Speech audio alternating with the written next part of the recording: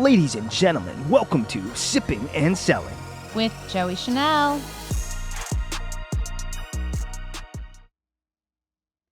Welcome back to another episode of Sippin and Selling. I was trying to keep my guests a secret, but you may or may not see the bottles in front of me. He and I's families go back for generations. I've watched him from front row seat build brands through his network, through his family legacy distribution, and also through Dispact Ventures. I would like to welcome Andrew Merinoff, my friend, to the show, Sippin and Selling. Welcome, Andrew. Awesome, Joey. Thank you for having me and excited to be chatting today. Yeah, man, I'm going to match your energy. Let's put these Chinola shades on. Love it. I love it. Where did you make these for? A certain trade show? I think originally BCB and Tales of the Cocktail. And I think my favorite part about the sunglasses not going designer, when they're $2 a pop and the sun goes down, you can leave them there and the hopes that someone's going to wear them the next day. Ooh, very smart, very smart. Very marketing of you. So as I was saying, I was trying to keep this a secret, but bottles showed. Bottles are here. I want to pour something. I've never tried Chinola Pineapple. This is your latest innovation. I'm going to taste it for the first time today. Awesome. Well, I'm looking forward to getting your thoughts. This was definitely a tougher one in terms of recipe development. Let's talk about that. Why? So it's funny. With passion fruit, it took 5 years of development R&D, and we figured if we can get passion fruit in a bottle, any citrus should follow format. We did not realize that mango has higher pectin levels. Pineapple, once filled, foams up to the top and it settles down a little faster. And this one definitely took us for a whirlwind. And there was no benchmark to passion fruit. Mango, people grew up eating it, sometimes drinking it. Mm-hmm. Pineapple, you grew up with Dole in your house, and that was the benchmark. And so dialing in the flavor that would be acceptable to consumers in the trade, a lot harder than we originally thought. Right. I think it's delicious. Honestly, the notes are beautiful on the nose. And I don't think it's too sweet, which I was afraid of, right? With like you referencing Dole. Yep. It's not. It gives you that perfect balance of citrus. I think it's great. And the color's pretty too. It's not like like yellow in your face, right? Yep. No, that's nice. The color differentiation was key.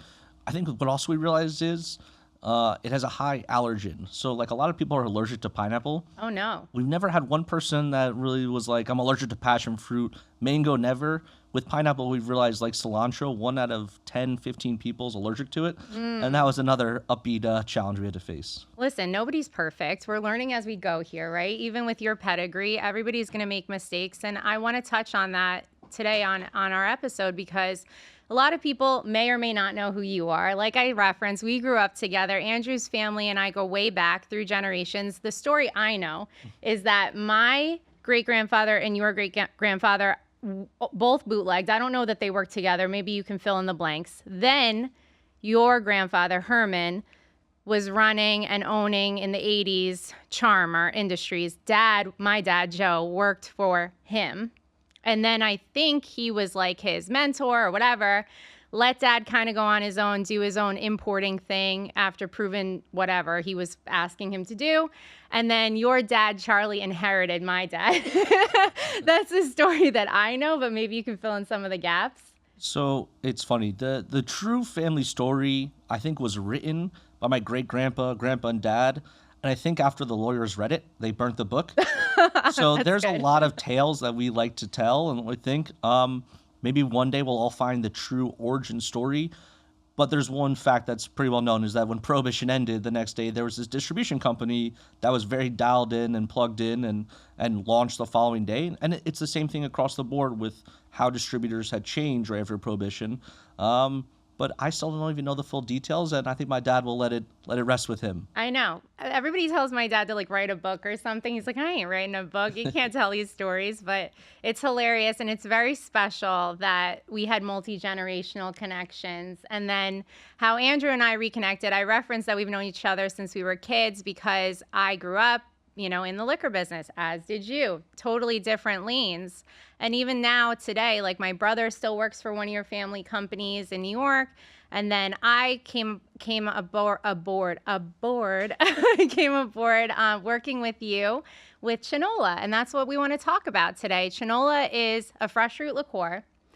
I personally came onto the team about 2 years before COVID. And then COVID hit. And we talk about it. Like, a lot of brands didn't make it because of those times. But you were like, listen, at the time you were just co-founder, right? Not CEO yet. Correct. And you were just like, listen, we got to do liquid to lips. And a lot of us were like, we're not allowed to. What are we going to do here? And we figured it out. Like, we had plexiglass, whatever, dividers, masks, the whole bit, and built this brand, you know, even though there was turmoil happening in the industry.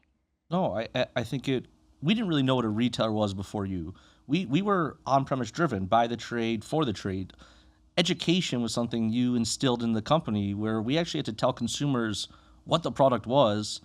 And I think the funniest thing is I didn't know what a dry tasting was. You know, living in New York City, we don't have a lot of chains. I remember the one time you told me, they're like, don't worry, I have them have a spray bottle and like a perfume piece of paper, and we're going to spray it on the paper so they can at least smell it. Yep. I'm like, this is brilliant. Okay, dry tastings, are we going to get away with this? And, you know, when COVID hit, we were 95% on-premise driven, and you were building the total wine business for us in Florida, but we really had retailers that we would go buy the product from. And then as the expansion went, you know, we started to shift a little bit. And that 95% of the business that went away during COVID started to be 90-10, and then 85-15. And we started to understand consumers want this product at home because we have pre-batched 3 core parts of a cocktail into a bottle, that being the citrus, the simple syrup, and the liquor component. And I don't know, you were instrumental in telling us at-home mixology will work for us. Thank you, Andrew. I appreciate that. But we had a great product to work with. After multiple batches, you've talked about this before, and I've talked about before that I come from the liqueur world, and I had a product that we had problems with it being in direct sunlight, and it would turn color. And that happened with Chinola also in the first couple rounds of batching. But you were very upfront about it, honest about it, knew about it. The origin story I know, but for my listeners and viewers that don't know anything about Chinola, we're going to give you the dialed down version of, you know, the pros and cons of being in a fresh fruit liqueur business, because now there's so many pros. You have 3 different SKUs. We're going to talk about future expansion, but there's also some trials and tribulations that you learned in the beginning. So from the jump, how did we get into Chinola into your hands? It came in a Poland Spring bottle. Mm-hmm. What was that story?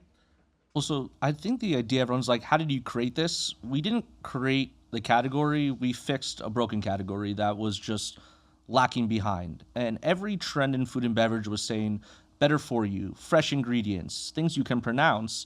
And in 2014, my co-founder, Robert, was flying back from Chicago to Miami. I was with Mike Zig, funny enough, in the Hamptons from Coconut Cartel, and said, divert your flight, come out here, Andrew wants to try the product. And it shows up in a Poland Spring bottle with the label ripped off. It sits in the fridge overnight. It looked like a lava lamp by the following day, but it had acid and fresh tasting liqueur in a bottle. And it was really important that we'd stay true to that. You know, when a general brand wants to create a flavor, they go to a lab, and that lab dictates the flavor. For us, we went to a farm, and we said, if you can grow it and there's high enough pH and acidity in it, we might be able to make this shelf stable. God, were we wrong. For 4.5, 5 years, 2,000 plus test batches later, and you saw the original ones, they would separate, they would brown quickly, but it was genuine and real, and the trade forgave us. But retailers, I mean, how many times would you have to call me being like, this bottle is 50% down and it's brown and the label's falling off or the caps won't open? I mean, it was tough in the beginning. Yeah. It was. But at the end of the day, these are the stories that are important for people listening who are brand new to the industry or want to learn about it or are coming out with a product themselves. And Andrew's pedigree, I keep referring to it. For those of you listening that don't know the Marinoff name, I'll let you give your version of it, but their family has a big distribution network, and I reference it a lot on the shows because my brand is distributed by his family's house in Florida. And so do you want to give a little background about the wholesaler situation? Yeah. Well, so as you mentioned, my great-grandfather was a prohibitionist, I guess, for lack of a better term. I'm the 4th generation in spirits, I guess they call dynasty, where my great-grandfather founded the business with Charmer. My grandpa helped grow it. My dad really built it into being a national player with acquisition forefront. And now we're the 3rd largest wholesaler here in the U.S. And funny enough, on my mom's side, her great-great-great-grandfather was Hiram Walker, who started Canadian Club Whiskey. And so we come from two different sides of the family. The two had no real relationship prior to them getting married. And now we're the distributor of choice for some very big brand names, all the way down to Chinola. Our family is all about non-divine right. Like, you cannot inherit something that you have not deserved. So when we first launched the brand, you're with us, Breakthrough wouldn't even pick it up. Empire wouldn't pick it up. They told me, go through the channels, do the appropriate process, use Park Street. By the time that they actually wanted the brand, so did Southern, so did RNDC, and I made them fight it out for it. But it really showed us how to build the correct way in the right channels and find a gap in the space that doesn't exist, instead of trying to fit, a square into a round hole. Right. And you're touching on how you don't get this like birthright, and that came from your grandfather. I remember you talking about it in the past, that like you couldn't just go work for Breakthrough or for Empire. He made you figure out something else that you liked prior, so you went into the hospitality industry in a different way. Yeah, so part of the family rule is you inherit the last name, but there are other things that come with it. You cannot work for Breakthrough if you're a blood until you've worked 3 years outside of the industry, but within some part of the wine and spirit space. I think I'm the only one that decided, okay, bars, restaurants, and hotels is the direction versus the supplier front. And that's where I really got my hands dirty. And I thought, how can I go into a bar and convince a bartender or a GM to take the product in unless I've been in their shoes? So I went into all their shoes, and behind the line, behind the bar back, GM, maitre d', I filled all the positions, and I realized that I love the industry, and that's what makes it easier to wake up early in the morning. Amazing. Did you ever bartend? Yeah, I'm horrible. Are you? Oh, yeah. What was your worst drink you ever made? Anything that didn't require pouring a shot or opening up a beer. Oh, shoot. Yeah, I was bad. Well, thank God you have Chinola now, because it makes you look great, like a superstar. I was really good at batching things. I'm really good at recipe development. I'm really bad on the fly. Oh my goodness. Okay, so you went to school for hospitality. Then I think you went out to Vegas. Was the last stop on the tour before you came over here? No, it's funny. I went into the hospitality program, and they said you have to work 500 hours to graduate. And I was laughing. I was like, I'm at 3,000 hours already. Yeah. So I'm going to move to international business as well. I was in culinary class 3-4 years old, cracking eggs. I was teaching the adult class by 9. Wow. I was working with Biargues restaurants and Dos Caminos at 15. I went into the marketing side with MKTG and Diageo, although I was 20 years old, so I had to be on the Nike Tiffany side, while my sister Leslie and Brian were on the Diageo side. I was very jealous of that. Oh, man. And then in college, I took a full 180. I started a small VC fund with my friend called Tequity, and it was all about equity in tech companies, totally outside of hospitality, and we developed over 30 companies. We bankrupted a ton. A lot failed. Okay. And then I got the first hit my sophomore year with one selling. And in between classes, I was flying out to Vegas to be a VIP host, which really just meant I was causing utter debauchery, but making a good living doing it. And my dad said by the time I graduated, if you want to save the world, you have to love it first. And boy, in college, I love the world. That's amazing. Yeah. Do you remember what the top sellers were back then when you were VIP hosts, bottle-wise? Oh, I mean, at the time, it was before Ace of Spades probably was having its little hierarchy there. Okay. Large format. What's funny is I think Krug is one of the best champagnes out there that's so underrated, and Dom has the best marketing team out there. PJ or Perrier Jouet was definitely crushing it. I think it was less about the champagne and more about the show. And so the brands that came with the bigger sparklers, the bigger bottles, the girls in the bathtub holding them was winning. And I think in college, Ace of Spades was starting to debut and win that forefront. Interesting. So you had a lot of different avenues where you could pick up different types of things that you brought into all your different business ventures. And you referenced your first one, but then when did you start Dispact? Did you do that sometime in the near future after the first sale? So Dispact really started actually in my early days when I joined Proximo Spirits. I was out of college, moved back to New York. We had sold the majority of the companies and didn't really know what I wanted to do. And Diageo said, you can come to Norwalk, Connecticut and work in data analytics in a cubicle. Oof. So 24-year-old from New York City moving to Norwalk wasn't happening. After that Vegas VIP, no way. LVMH or Moet Hennessy was the next one, and B2B. and I loved it. That to me was, I could do this for the next 5-10 years. You had to wear a suit and tie, and that really wasn't hitting me. Work with the French, which I was fine with because Jim Clerkin was Irish at the time running it. Okay. And then Proximo. Proximo came about, never thought about it, but the CEO at the time said, meet me at Soho House, where you can't wear a blazer, and asked if I wanted to work in the M&A and business development side and build distilleries and build brands. And immediately I was like, yeah, this is what I want to do. And the first venture that started Dispact at the time, I was with Proximo, was actually into a technology company called called 7 Rooms, but it was hospitality driven. It was a few guys in an office trying to make hospitality better for operators. And a decade later, we just sold that to DoorDash. I know, in April. congrats, So amazing. it was a nice win for us after 10 years of hustle. With 7 Rooms, for those of you listening that didn't know what it did for restaurant operators, how did it work? It was something where it was consumer driven, or it was not?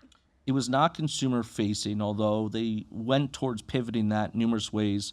It was what they called a CRM system, but for restaurants, which meant like a reservation management platform that would allow you to know your guests better. And the people that turned it down in the beginning were the Oriels of the world, where the same maitre d's been there for 30 years. He knows everyone by face, never has a sick day. But where it really made sense was for Nobu. And Nobu, you go to the New York location 35 times, and it's your first time in Malibu, and the team doesn't know who you are, so they don't say welcome in or welcome back. 7 Rooms allowed you to not only know your consumer, what they ate, what they drank, their spending habits. Do they want the high top, the low top, the sushi bar, before they even walk through the door. And so it made better hospitality easier, especially across bigger platforms.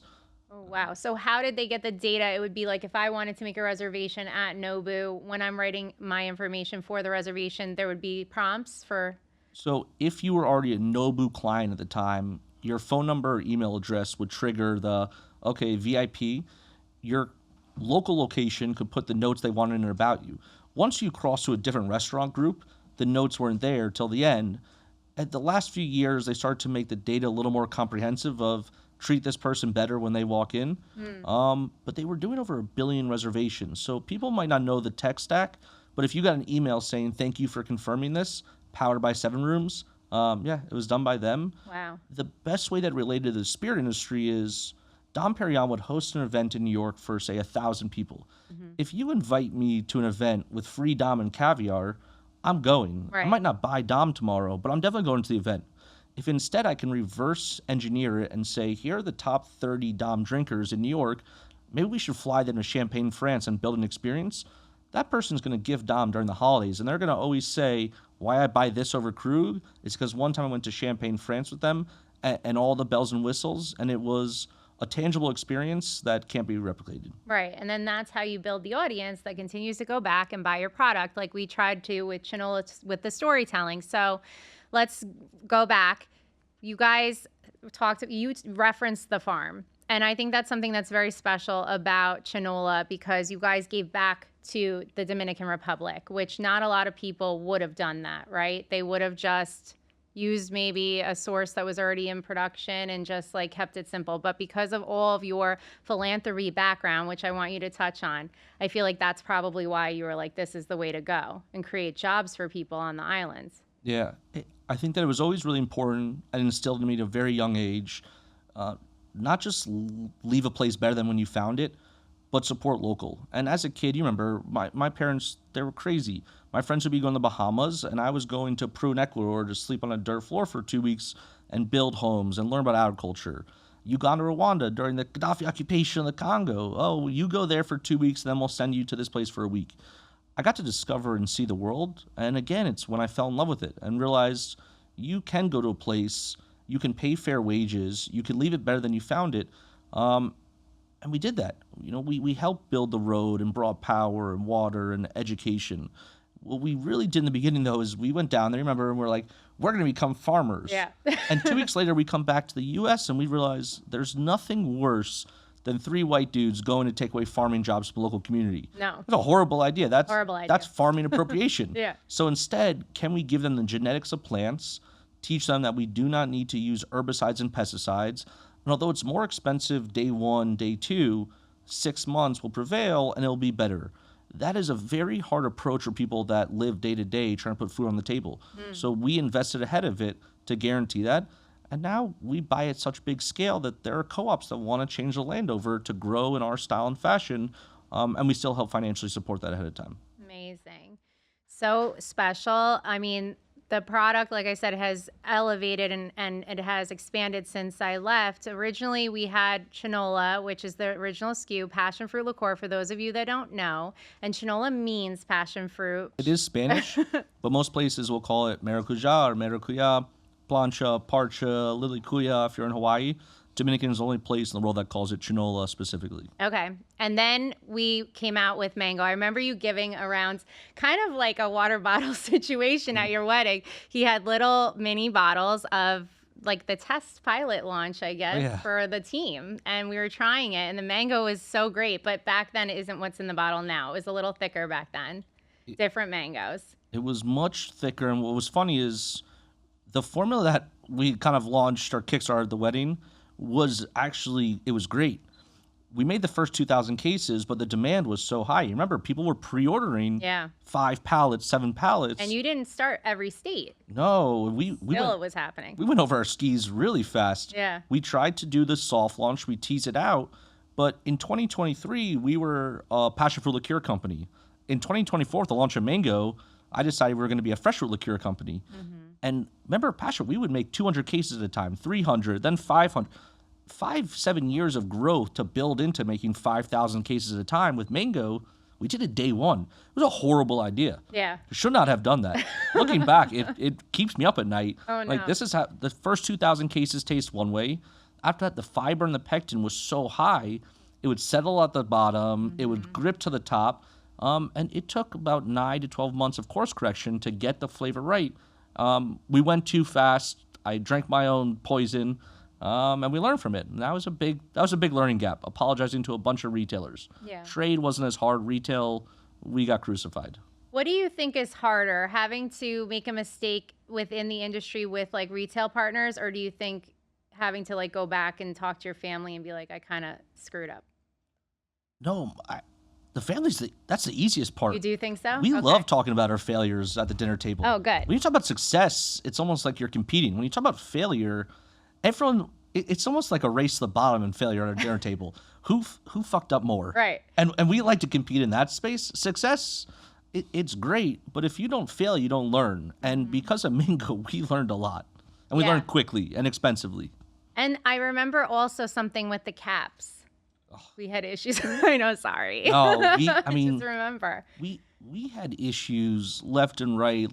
We'd get one thing right, and then the next thing would be wrong. Then one thing right.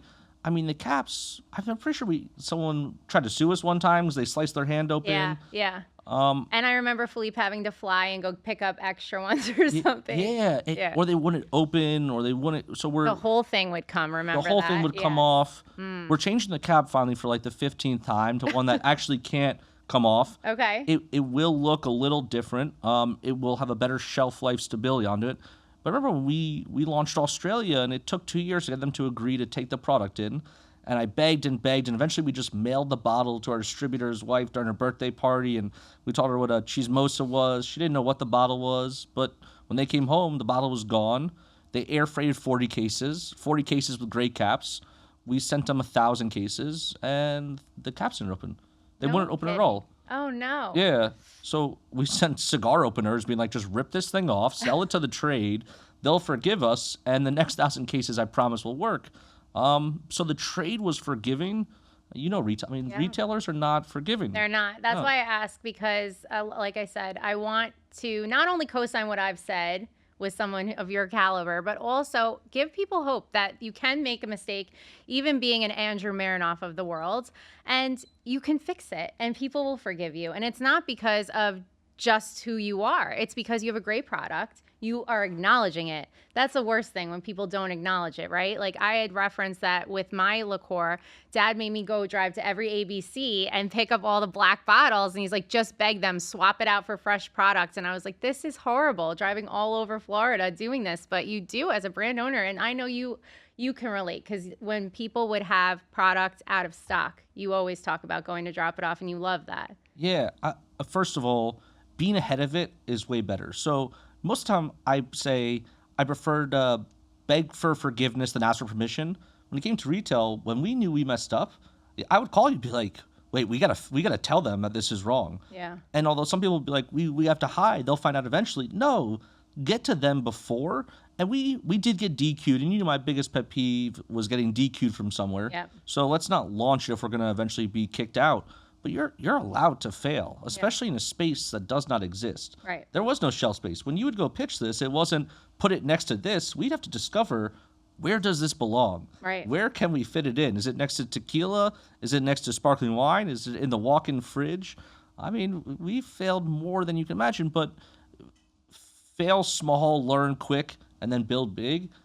So, like I said, as long as you're ahead of it and transparent and you apologize and do the right thing after, they'll forgive you. With Mango, it was a bit tougher because the rollout was too big, too fast. And even with that forgiveness, retailers still found themselves in a really tough position. And yeah, we struggled with that one for months. I know you beat yourself up about that because you're thoughtful and you do care and you are passionate about all the products you've touched.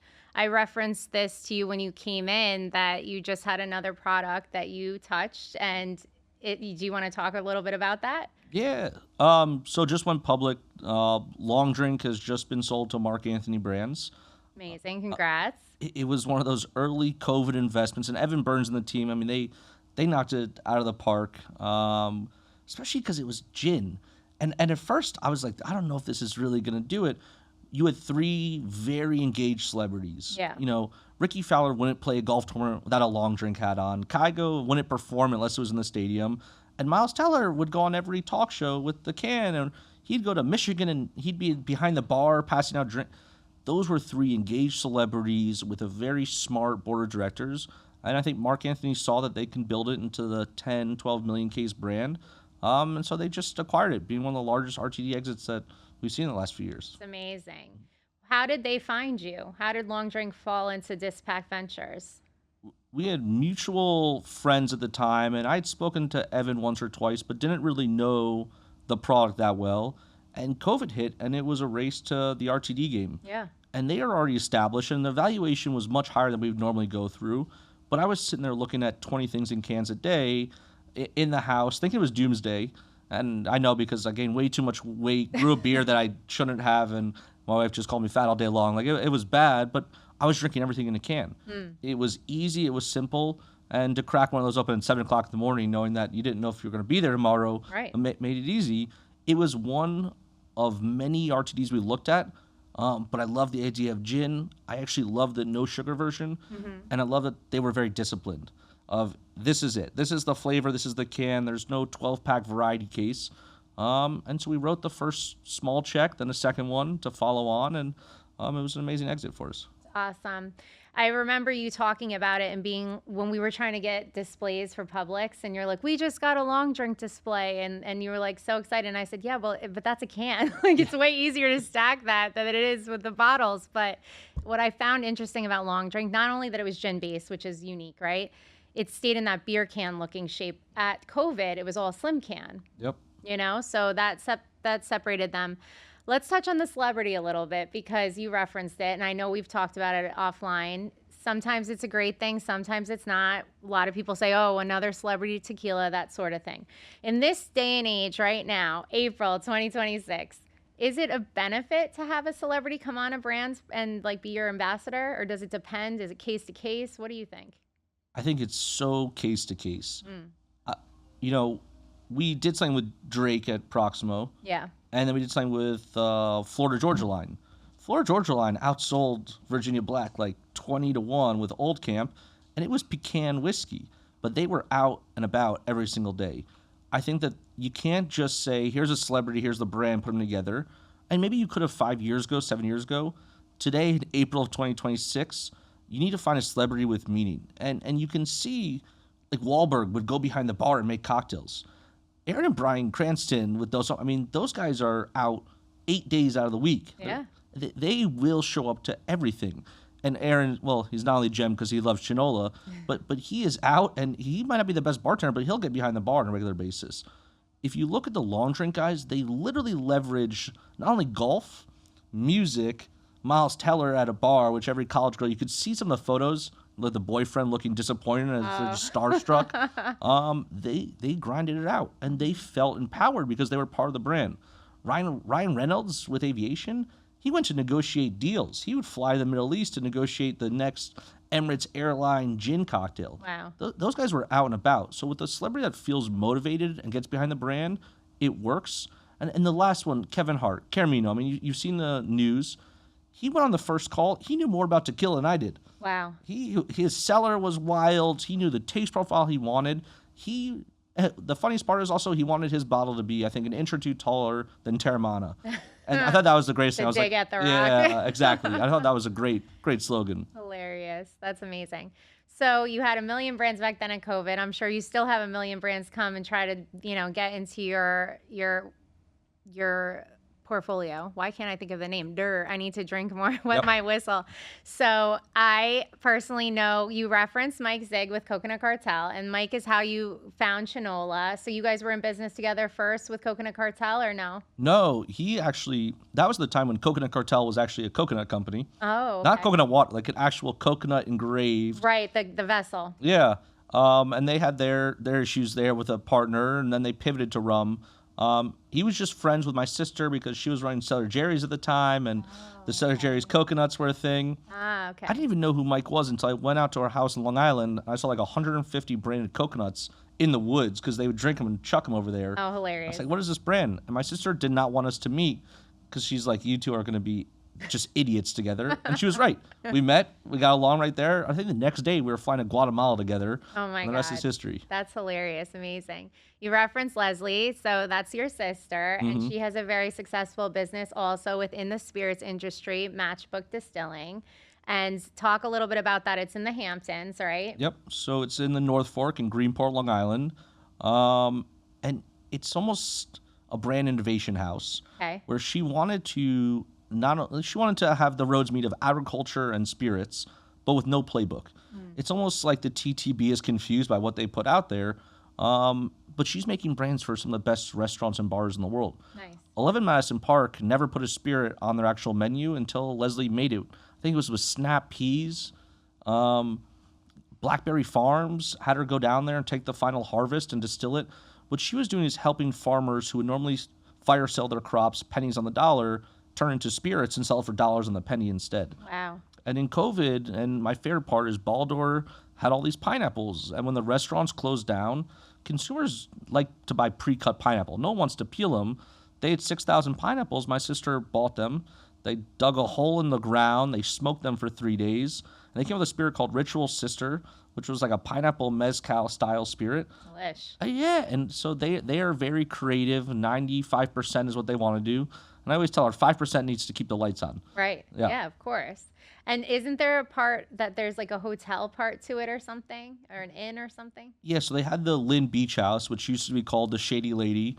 It was a swingers spot. They refined it a little bit.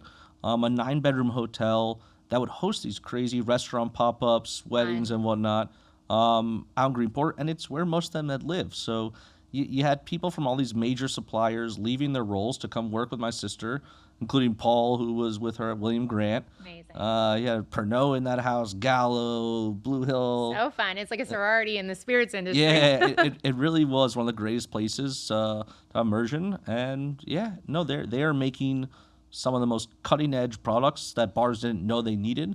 But you can go to her with any ingredient or taste profile and she'll build it for you. And that's really important for these programs that are getting very, very sophisticated. Totally. What does she think about your pineapple? She told me not to do it. She said pineapple was the wrong flavor. Interesting. Okay. Yeah. Loves it now, or maybe she just says that because she's family. Yeah. The next flavor launching is the one that my dad, mom, sister gave me a really hard time about having to do it. It's just really tricky flavor to work with, and you're gonna give me the lowdown. You're gonna give me the special announcement. Yeah, come June when it rolls out to medium press, you'll see it. You'll be the first one to get the sample bottle. Thank you. But it's going back to origins of flavors that don't have benchmarks against them, that are unknown, but they're in every beverage program. But the current offerings are all synthetic. Right. And it makes it harder to develop when there's no benchmark, but it also gives you a little more capability to show people what it should taste like. Right. With Chinola Passion Fruit, the OG, we didn't have that benchmark, so we got to tell people this is the flavor profile it should be. And it might go darker in the winter season when the fruits grow. It might be a little more vibrant. It will change just like any wine brand does. But when we first launched pineapple, she thought it was the wrong flavor. I disagree with her. Okay. The rest of them, she was very ambitious and happy about. Amazing. So you're going to share with me what the new flavor is going to be? Are we going to embargo it till June? Yes, we will. Yeah. So Secret safe with me. So we've been working on guava for quite some time. Love it. And the issue that we have is there's a very big gap between white and pink guava. Guava is also very chalky, and it's hard when to juice it or macerate it. But it's the hottest trending flavor, yet no one knows what the flavor should be. Right. So you see it in grocery stores, and you bite into a guava, like, it was never that appealing. But what really put it over the finish line, and probably a horrible way to describe this is, my dad has never touched a beet in his life. He refuses to eat them. Levin Madison Park, Thomas Cow, doesn't matter. He'll never touch one. He said if I launch guava, he's going to eat a full boiled beet. Oh, I was like, wow. well, you just made a decision easy. Between coconut, which we can't figure out, and guava, this will be the next one. And Hilarious. it so far is tasting incredible. That's so exciting. I love the idea of guava. Are you going to do pink? We are using pink guavas. An important thing to hit on is we have now sourced as much fruit as we can from the Dominican Republic. And Chinola will always have its home base there. But the best guavas in the world are not coming from the DR. They're coming from South America. Okay. And what we are going to pivot to is we are going to support the best tropical farmers in the world. Wow. And when I say world, I mean probably on this side of the equator, Caribbean, Central and South America, and expand our horizons as we grow, but always fit in the same mission of supporting local agriculture, finding new homes to call it. The rum will always be Dominican rum because we think that they make the best Blanco rum out there. Amazing. But we have found some really fun farming partners, and I think guava will be the first time we test that theory out. So fun. It's going to have beautiful color, pink. Everybody's going to love having cocktails. It's going to be very Instagrammable. So I'm excited for you. Thank you for sharing that with me on my show. I appreciate it. Absolutely. Everyone's very excited to have another orange liquid as well. You're so funny. They don't all look the same. It's like light to dark. It's gradient. Ombre. Yeah, it's funny. I was down here a few months ago, and Alex Alfonso told me, launch one more thing that's yellow or orange. I'm not selling it. Oh my God. So we're very excited to bring him a pink liqueur. I love it. I was looking forward to coconut because I love coconut. Anything, it's just hard to do, right? Because the color and all that, and I'm sure the consistency, but the pineapple coconut combo, man, you'd be the daiquiri situation for the national placements for sure. Yeah, we have tried, and we're going to still continue to R&D coconut. Like I said, we can't go to a lab and just choose the flavor. It's got to have fat, and the issue with coconut fat is it coagulates when it gets cold. So Doesn't look great in the bottle. Yeah. I really wanted to have a dairy-free coconut cream be the next launch. I think we're probably still a year away from figuring out the R&D, and they take time because there's 3 synthetic ingredients we could put into it to fix it, but it go against the whole brand ethos. Exactly, yeah. So we'll continue to try it, and once a month we'll make the next run, and hopefully we can figure out a really fun dairy-free cream liqueur. So fun. So you touched on Proximo. I also like to educate people who maybe this is their first episode. And if it is, thanks for tuning in. I'm sure you're excited to hear all things Chinola and about Andrew Merinoff. But if it isn't, and you don't know what Proximo is, can you share their portfolio of brands? Yeah, absolutely. Proximo is really Casa Cuervo, so the Jose Cuervo family.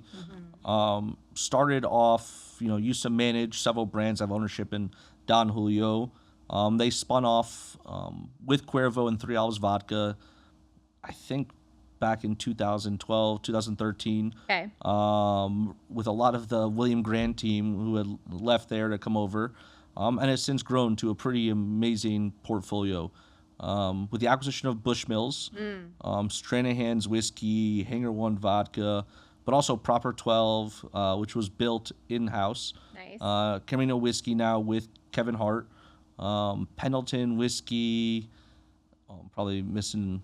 The list goes on and on, It's guys. probably have 14, 15 brands. And also they used to own Cholula hot sauce. Oh, cool. Very sad when we sold that one to get the food component out. Yeah. That was a really fun brand to work with. And yeah, it's one of the largest agave houses in the world. Oh, and Dobell Dobel Tequila. Can't forget that one. No, you can't. I mean, that's a household name.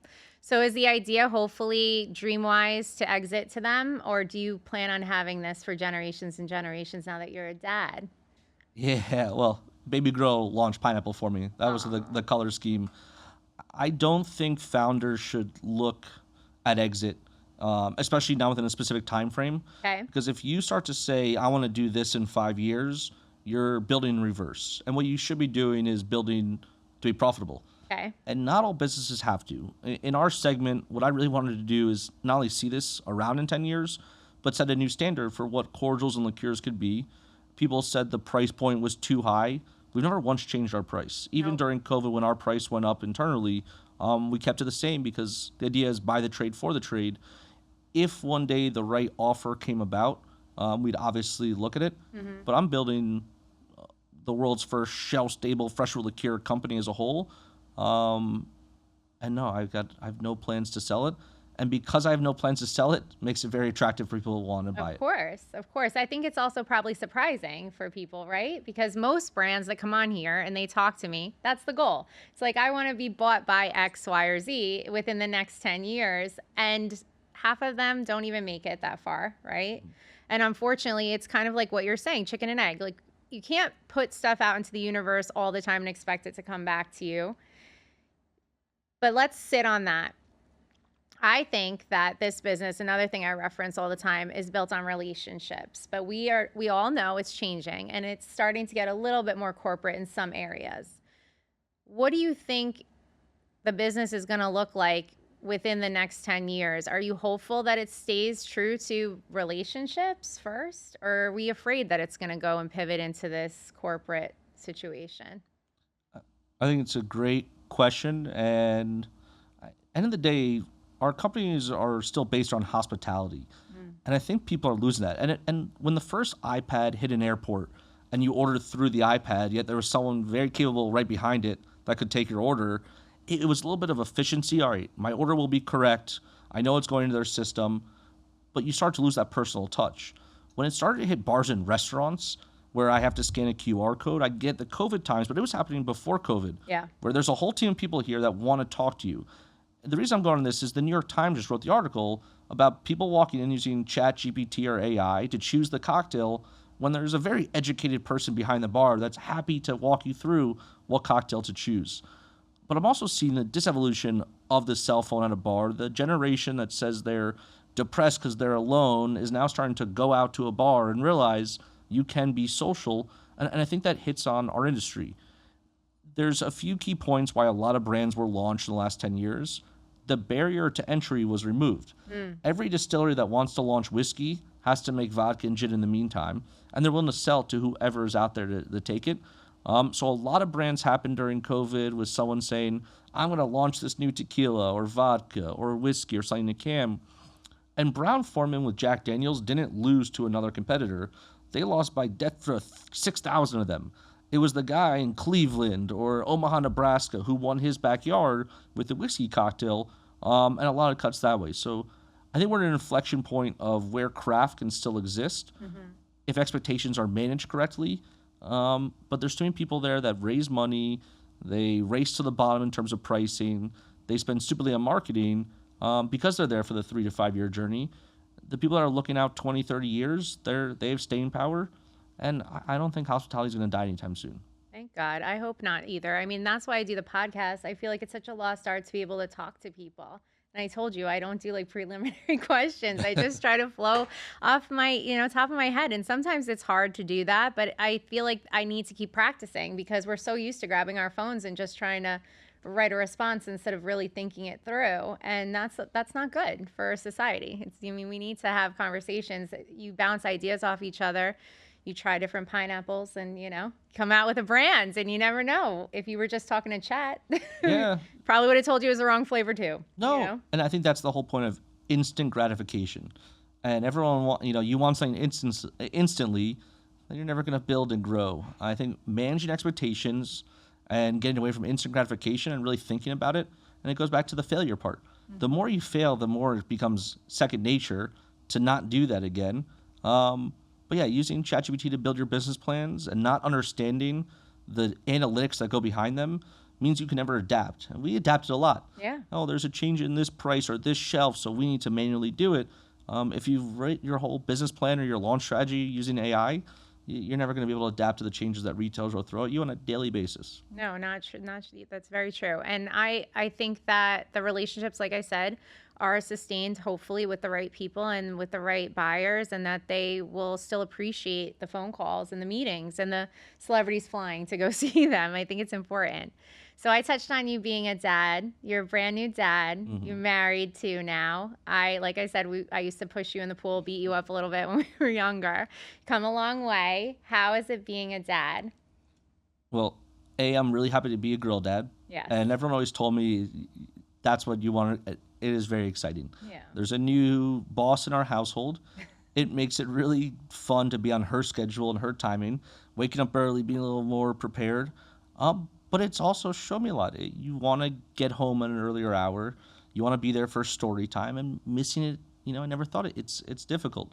So you have to find the intersection of travel and work and building a business, and at the same time making sure you reserve time for the family. But she is an angel. She's my new boss, my CEO. I love it. And what I really found out is where I stand on the pedestal. So it's obviously my daughter, my wife, then the dog, the nanny, the housekeeper. Like, I'm at the lowest point of the totem pole. Right. So from 9 to 5, whatever hours I work, I'm the boss. It's my show. When I get home, I lose all of that responsibility, and I'm hired help, and I love it.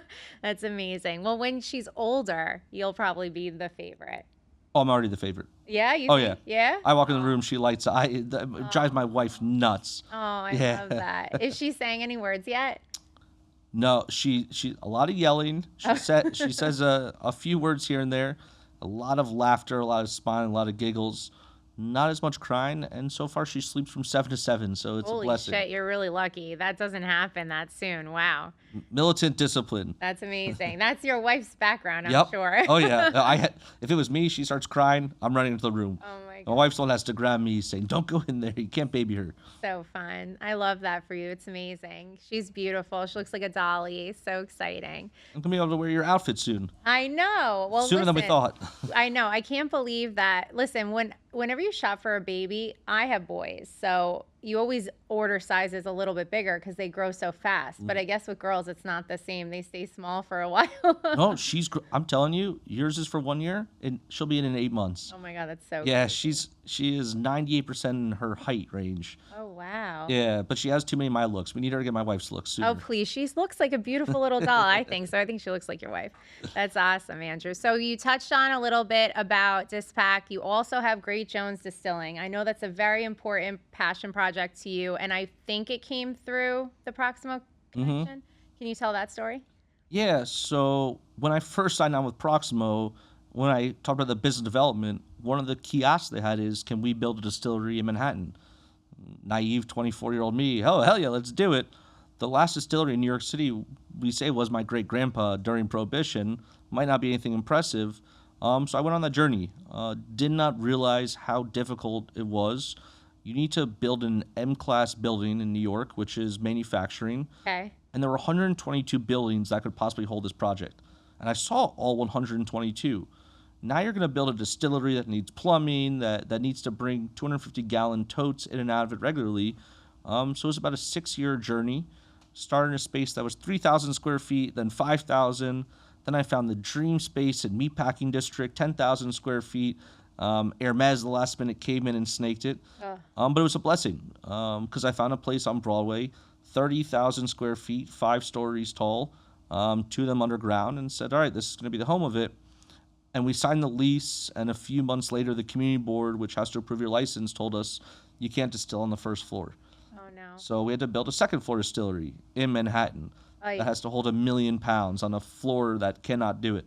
6.5 year project, so 4 years delayed. And the craziest part is COVID had hit towards the end of the project.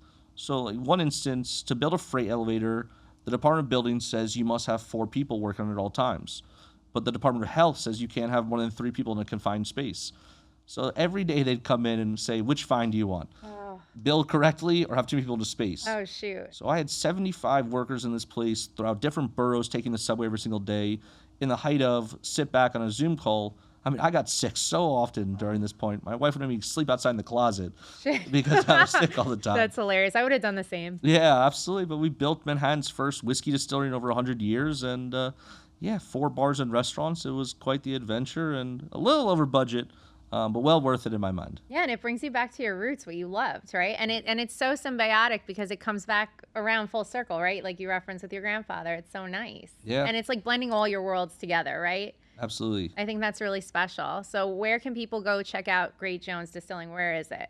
Yep. So it's in the NoHo part of Manhattan, which is just north of Houston, at Great Jones and Broadway. It's called the Great Jones Distilling Co. Open 7 days a week.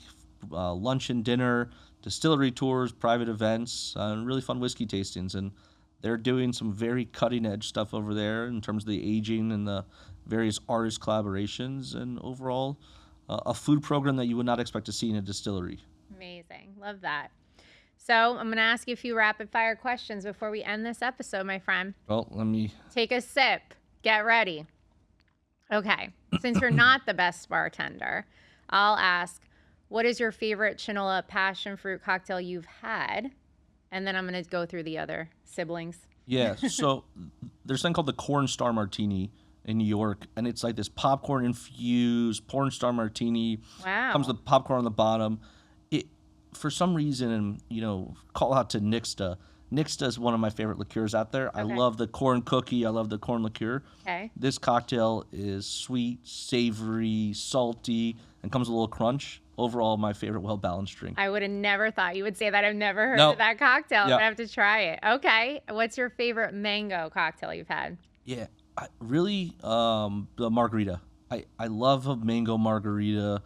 I think it does bring that freshness. Obviously, the little higher end, using fresh lime juice. But my favorite mango drink I've ever had was a clarified mango lassi cocktail. Wow, what's that? I don't know. Clarified yogurt, wow. It put up with the heat, worked well with like chicken tikka masala, very Indian focused.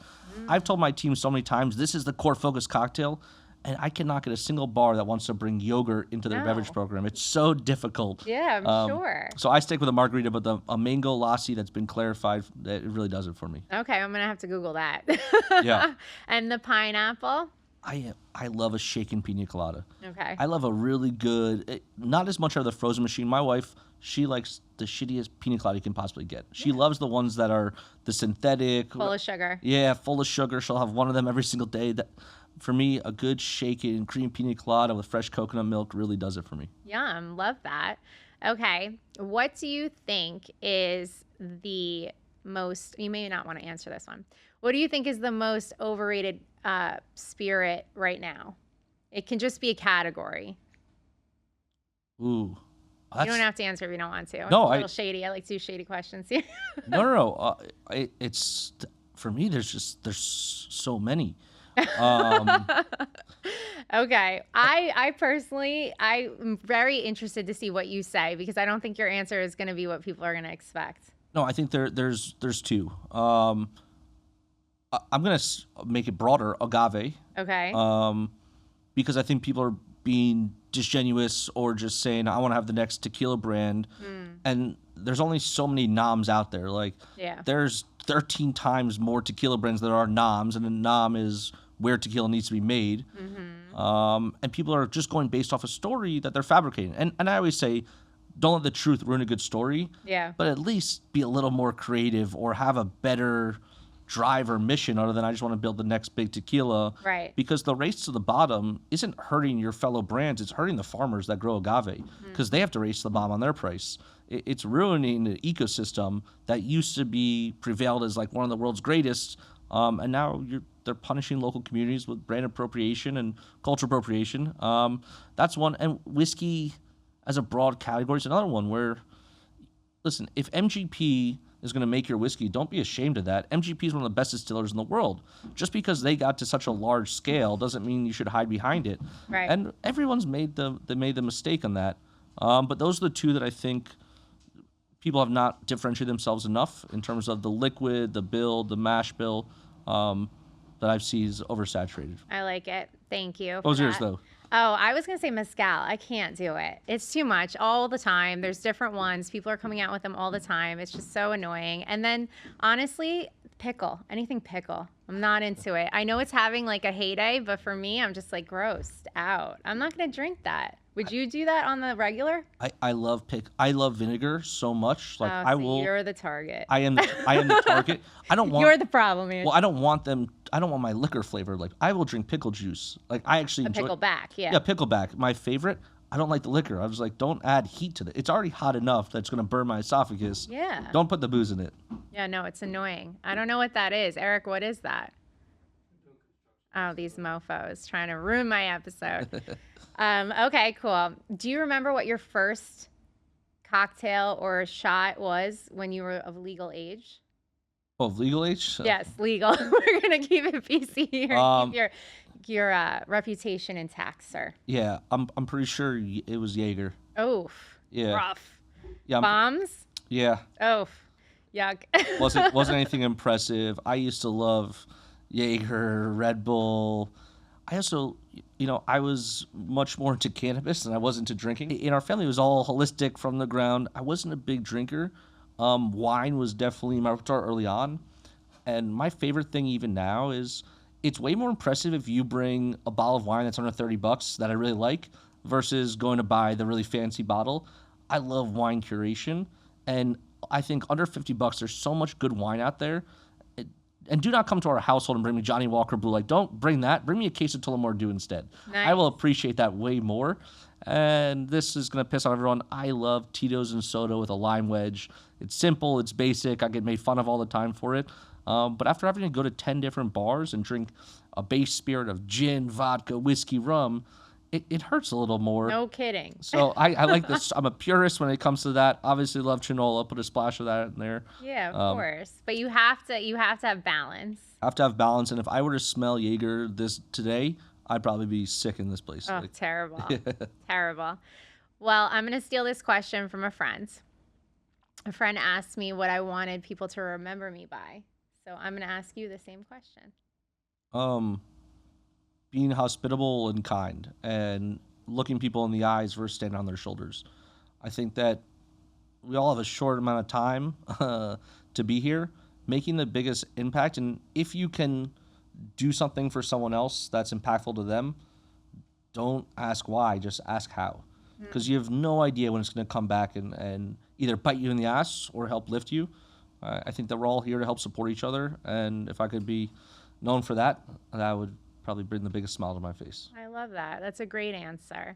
Is there anything else that I didn't touch on that you think is important for our viewers and listeners to know about Mr. Merinoff over here? Oh, we've hit on it. We've known each other forever. It's been a wild ride so far. I mean, you've already told brands what they need to know and how to build the space, and you're Class A. I mean, every time someone says, how do I do chain business? It's like, you got to talk to Joey. That's the only way, the only path forward. Thank you. I would just, like I said, tell founders, listen, find a problem and solve for it. But anyone that comes into Dispact's office or world, if within the first 10 minutes they mention, I'm doing this to exit, if you can do it to exit, I promise we could do it 10 times better to exit. Right. But if you can build something that has staying power, that's exciting to us. Okay. I think founders need to realize that it's not about the money in the day. It's about building something that's going to be around 15, 20 years from now you're still proud of. And look at our portfolio. That's what we've built. I love that. Well, thank you so much for coming on Sippin and Selling, Andrew. I appreciate it. You're a scholar, a gentleman and a scholar, as they say. I love the pineapple. This was delicious. Thank you for sharing it with me. And guys, I'll see you next time on Sippin and Selling. Awesome, Joey. Thank you for having me. You're welcome. Ladies and gentlemen, welcome to Sipping and Selling. With Joey Chanel.